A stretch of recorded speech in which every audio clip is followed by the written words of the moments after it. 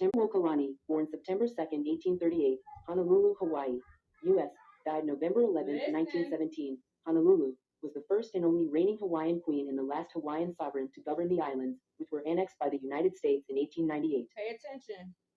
Lydia Kamakaeha was of a high-ranking family. Her mother, Keahokalole, was an advisor of King Kamehameha III. Reared in the missionary tradition deemed appropriate for Hawaiian princesses, she received a thoroughly modern education, which was augmented by a tour of the Western world.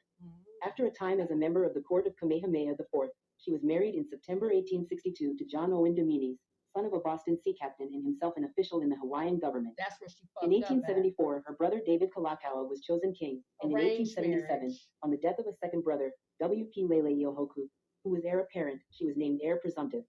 She was known from that time by her royal name, Liliuokalani. Over the next 14 years, she established herself firmly in that role.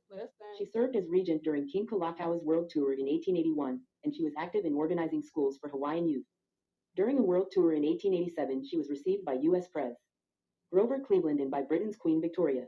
On the death of King Kalakaua in January 1891, Liliuokalani ascended the throne, becoming the first woman ever to occupy it.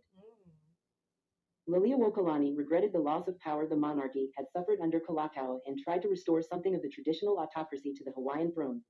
She had earlier made her position clear by opposing the renewed Reciprocity Treaty of 1887, signed by Kalakaua, granting privileged commercial concessions to the United States and ceding to them the port of Pearl Harbor. This attitude forever alienated her from Hawaii's haole, foreign businessmen, who, after her accession, tried to abrogate her authority.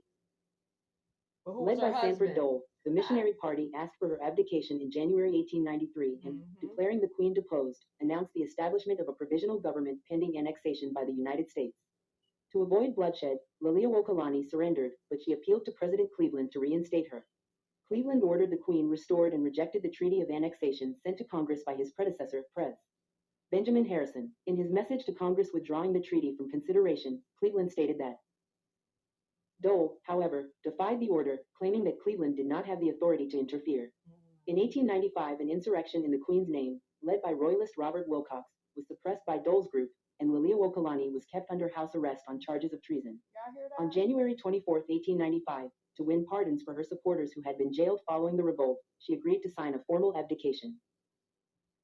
As head of the Onipa'a, meaning immovable, steadfast, firm, resolute movement, whose motto was Hawaii for the Hawaiians, Liliuokalani fought bitterly against annexation of the islands by the United States. Annexation nonetheless occurred in July 1898. In that year she published Hawaii's Story by